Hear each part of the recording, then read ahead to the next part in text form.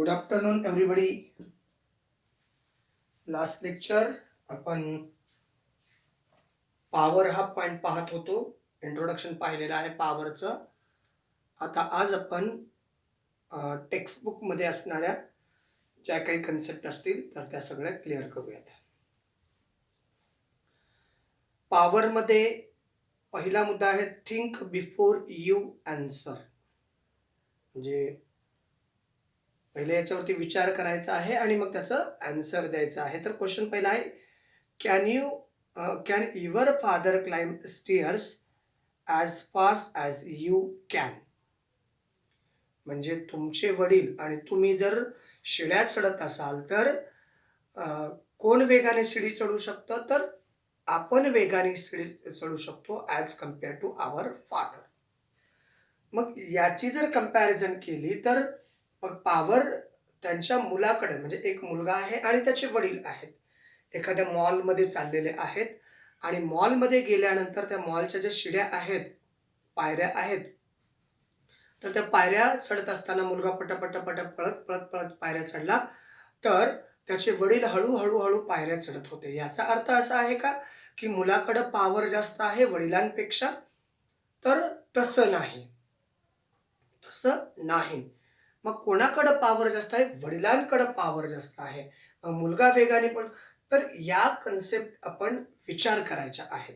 त्याच्याच बरोबर, will you fill the overhead tank with the help of our bucket of an electric motor or an electric motor. समजा आपल्या घराच्या गच्चीवरती एक पाण्याची टाकी आहे आणि ती पाण्याची टाकी आपण खाली म्हणजे ग्राउंड लेवलला असणारा हौद आहे, त्याच्यातनं पाणी बकेटनी वरती नेऊन टाकत असाल आणि दुसरी बाजू अशी आहे, जर समजा त्याच ठिकाणी त्याच हौदामध्ये एखादी इलेक्ट्रिक मोटर बसवून आपण जर तो टँक म्हणजे वरती बसलेले असणारी पाण्याची टाकी जर बनवणार असाल तर कुठली लवकर भरू शकते? जे की इलेक्ट्रिक मोटरच्या माध्यमातून जेवढ्या लवकर भरू शकते ॲज कम्पेअर टू तुम्ही बकेटनी पाणी वरती टाकण्यापेक्षा. म्हणजे जर समजा तुम्ही म्हणजे समजा तुमच्या घर खाली आहे, ग्राउंड लेवलला आहे, जमीन लेवलला तुमचं घर आहे आणि तुमच्या घरावरती पाण्याची टाकी ठेवलेली आहे आणि पाण्याच्या टाकीमध्ये पाणी नाही आहे आणि तुम्हाला तर घरातल्या बऱ्याच ठिकाणी ते पाणी यूज करायचं. मग काय करणार? लाईट नाही आहे, त्याच्यामुळं मग बऱ्याच जणांनी डोकं असं लावलं की बाबा खाली हौद आहे, हौदातलं पाणी बकेटनी पाण्याच्या टाकीत नेऊन टाकू आणि मग त्याचा यूज करता येईल. तर ही कन्सेप्ट म्हणजे ती टाकी भरायला बकेटने बराच वेळ लागू शकतो as compare to electric motor.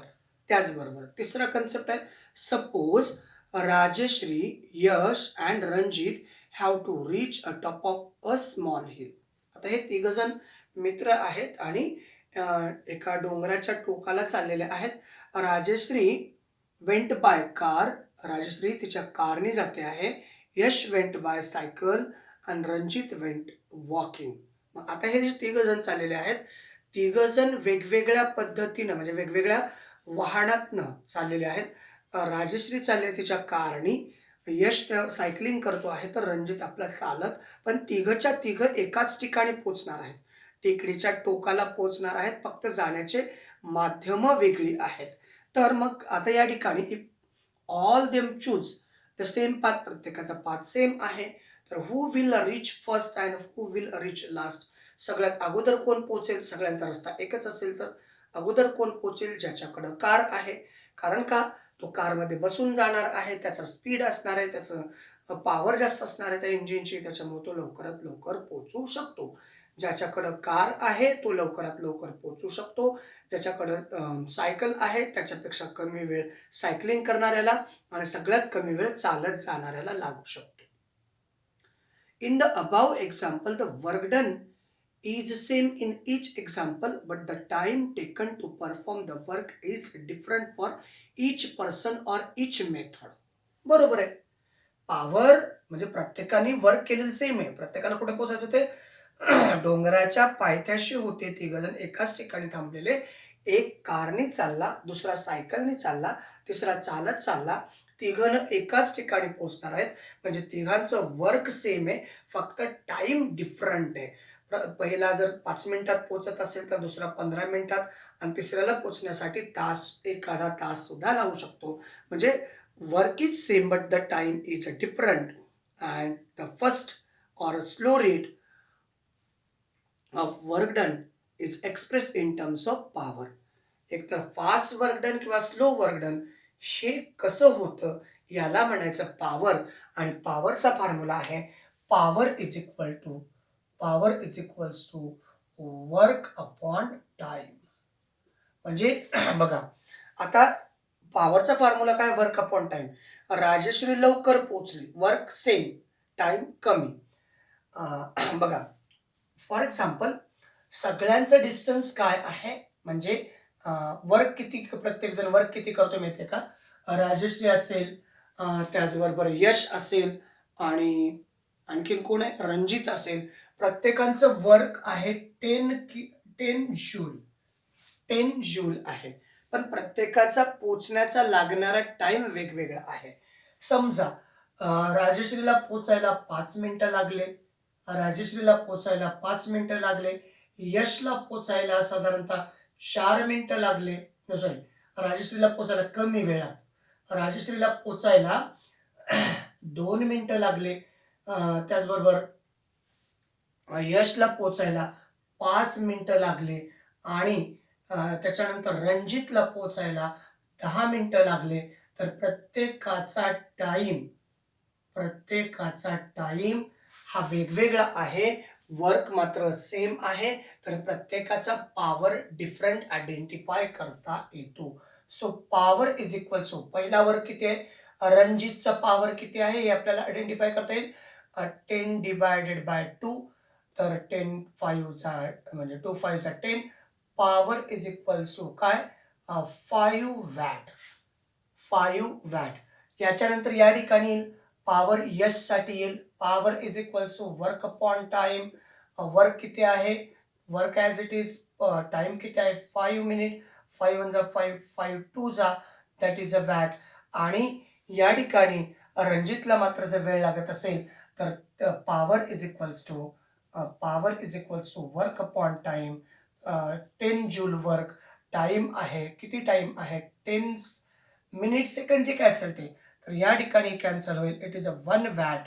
मग सगळ्यात जास्त पॉवर कुणाचा आहे, राजश्री, कारण ती गाडीनं जाते. तर अशा प्रकारे तुम्ही ते कॅल्क्युलेट करू शकता. आलं लक्षात. म्हणजे टाईमवरनं तुम्ही वर्क सेम जरी असलं तर कोणाला किती वेळ लागतो बघा. म्हणजे एक वडील आणि मुलगा, मुद्दा लक्षात ठेवा, वडील आणि मुलगा एकाच शिडीवरून चालत असतील, मुलगा पळत पळत गेला, वडील आपले चालत चालत चाललेले आहेत, तर त्या ठिकाणी पॉवर मुलाचा जास्त आहे as compare to his father. Clear सगळ्यांना, काही शंका आहे. आणि मग आपला पुढे फॉर्म्युला दिला आहे, power is equals to work upon time. मग SI युनिट वर्कचं आहे जूल, टाइमचं आहे सेकंड. मग या ठिकाणी युनिट काढू, unit of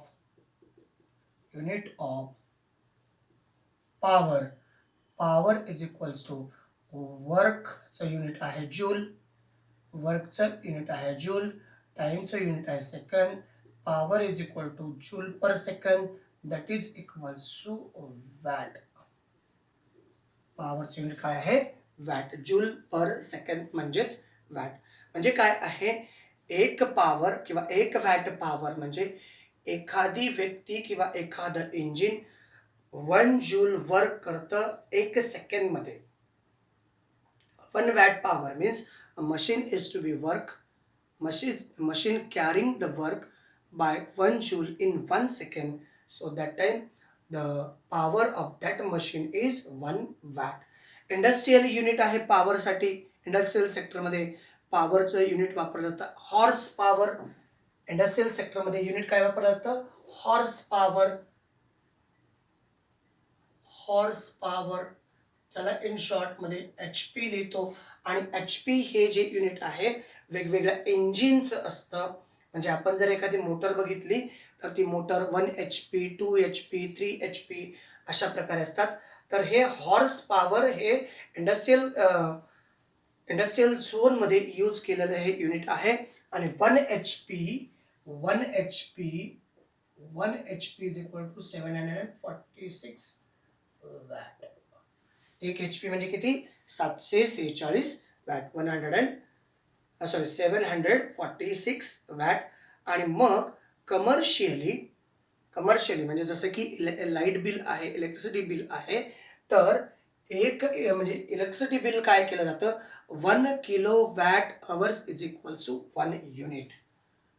1 kilo watt hours is equals to 1 unit असं कॅल्क्युलेशन आहे. आपण आपलं लाईट बिल जर पाहिलं, इलेक्ट्रिसिटी बिल जर पाहिलं, तर त्याच्यावरती सगळ्यात क्लिअर त्या लाईट बिलवरती सगळ्या कन्सेप्ट आहेत. 1 kilo watt hours is equals to 1 unit. मग आता या किलो वॅट अवर्सचं वॅटमध्ये आपण किंवा जूलमध्ये कन्व्हर्शन करूयात. किलो वॅट अवर्सचं 1 kilo watt is equals to 1 kilo watt is equals to 1000 watt and 1 hours is equals to 3600 second. इथं काय? Watt per second that is equals to म्हणजे joule per second that is equal to watt. Joule per second is equals to watt. मग आता इथं आपण काय करायचं आहे? तसं आलं तर जूल आलं किंवा वॅट पर सेकंड जर आलं किंवा वॅट इंटू सेकंड आलं तर आपण त्याला असं पॉवर म्हणू शकतो. इथे काय लक्षात? 1 युनिट म्हणजे काय? 1 किलो वॅट अवर्स म्हणजे 1 युनिट. मग त्याचं आपण जूलमध्ये कन्वर्ट करूयात ना. जूलमध्ये कन्वर्ट केल्यानंतर काय परिस्थिती येते किंवा किती एनर्जी लागते हे आपल्याला कन्वर्ट करायचं किंवा पाहायचं आहे. मग या ठिकाणी 1 kilo watt hours is equals to वॅटचं कन्वर्शन, याचं वॅटमध्ये कन्वर्शन केलं 1000 इंटू 3600 म्हणजे इथं आला 10⁻³ इथं आला 36 इंटू 10⁻² म्हणजे या ठिकाणी 36 इंटू 10⁻5. याचं युनिट आहे वॅट, याचं युनिट आहे सेकंड. बरोबर ना?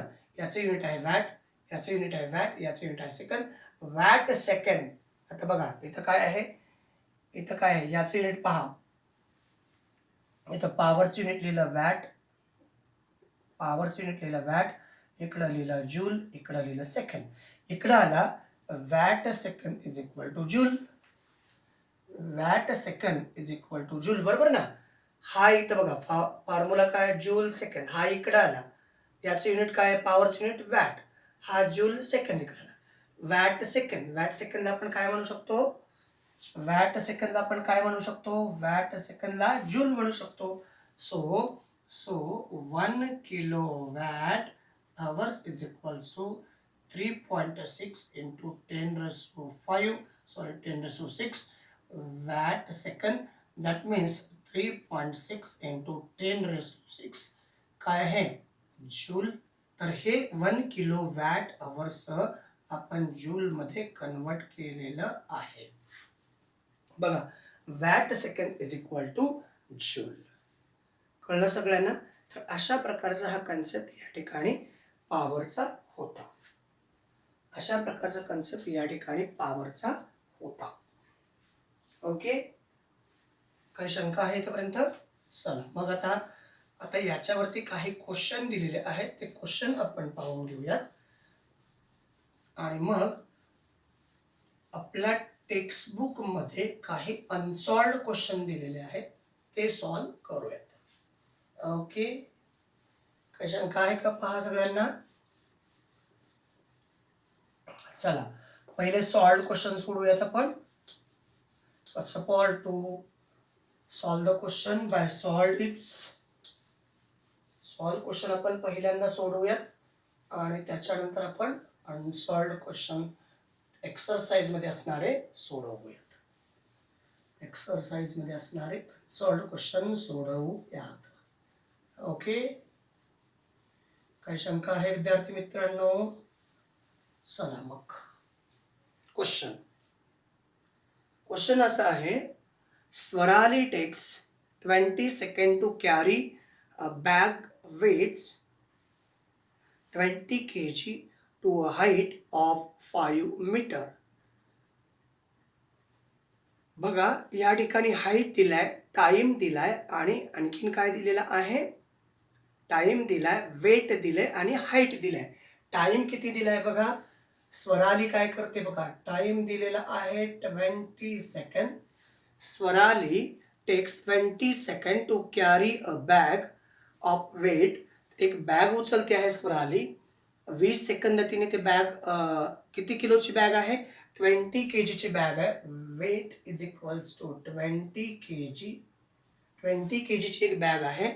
20 सेकंद आणि 5 मीटर हाईटला ती उचलून धरते आहे. हाईट दिलाय h is equals to 5 metre. Okay. आणि काढायचं काय आहे? How much power has she use. तर तिला किती पॉवर लागते असं आपण कॅल्क्युलेट करणार आहोत. म्हणजे तिच्याकडं एवढं हे सगळं करण्यासाठी किती पॉवर आहे. मग पुन्हा प्रश्न आहे, पॉवरचा फॉर्म्युला काय? पहिला मुद्दा पॉवर कॅल्क्युलेट करायचा आहे. Power is equals to work upon time. Time आहे, त्या ठिकाणी वेट दिलंय, वेट किंवा मास दिलेला आहे. मास दिलंय ना, वेट ऑफ, बरोबर ना. मास दिलेला आहे किंवा वेट दिलेला आहे त्या ऑब्जेक्टचं. मग वर्क अपॉन टाइम, पॉवर काढायचा आहे. मग पॉवर काढायचं आहे तर टाइम दिलेला आहे. वेट कॅल्क्युलेट करण्यासाठी कसं आहे? वेट कॅल्क्युलेट करण्यासाठी आपण फॉर्म्युला यूज करू शकतो. वेट कॅल्क्युलेट करायचं आहे ना, पहिला आपण काय कॅल्क्युलेट करू की एका सर्टन हाईटला तो ऑब्जेक्ट आहे. मग त्या ठिकाणी आपण हा फॉर्म्युला यूज करू शकतो. F is equals to MA.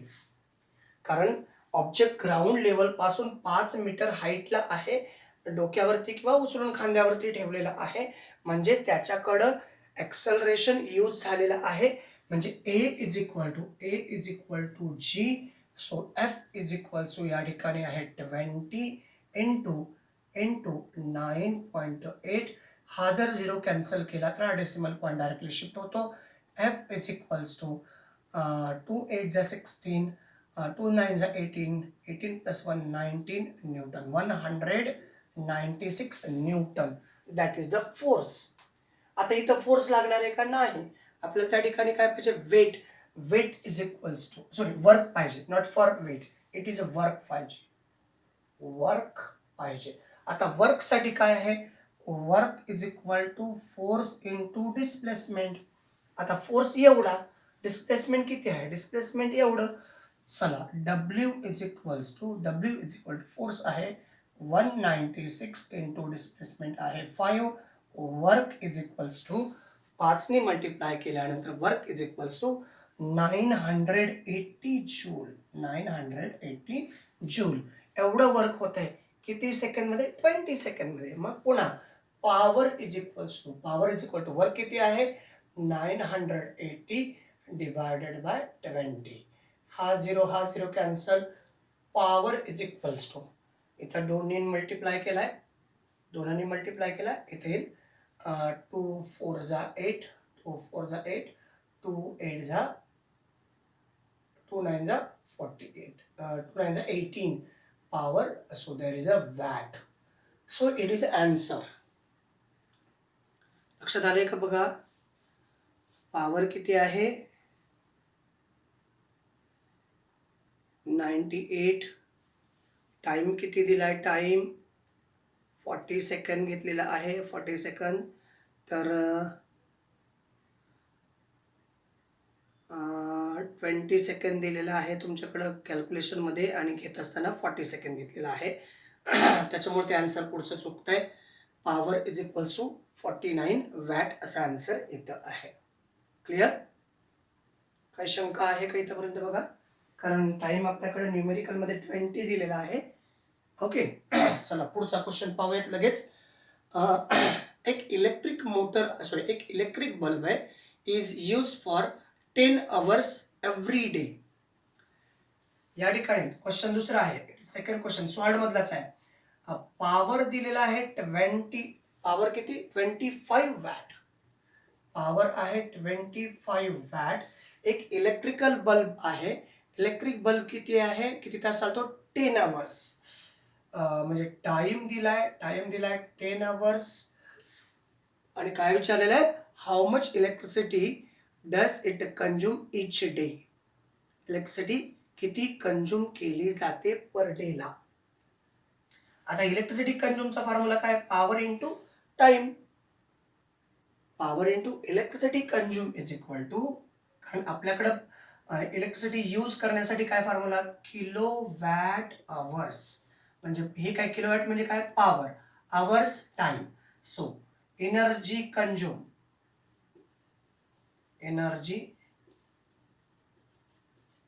म्हणजे कोणती energy, electricity. Electrical energy consume is equal to power into time. आता पॉवर कशामध्ये असला पाहिजे, किलोवॅट मध्ये असला पाहिजे. मग याचं किलोवॅट मध्ये कन्वर्शन करू, 0.025 किलोवॅट. याला 1000 ने डिवाइड केलं, 1 2 3, 0.025 किलोवॅट. आणि मग फॉर्म्युला पुन्हा काय आहे, पॉवर किती झाला, पॉवर आहे 0.025, टाइम आहे 10 अवर्स. हा मल्टिप्लाय केल्यानंतर 0.25 किलोवॅट अवर्स म्हणजेच 0.25 युनिट. असं एनर्जी कंझ्युमचं आन्सर येतं, एनर्जी कंझ्युम.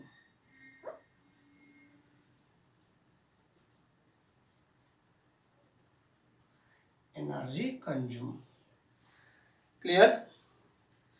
किलोवॅट अवर्स म्हणजे 1 युनिट. जेवढे किलोवॅट अवर्स आहेत तेवढं युनिट असतात.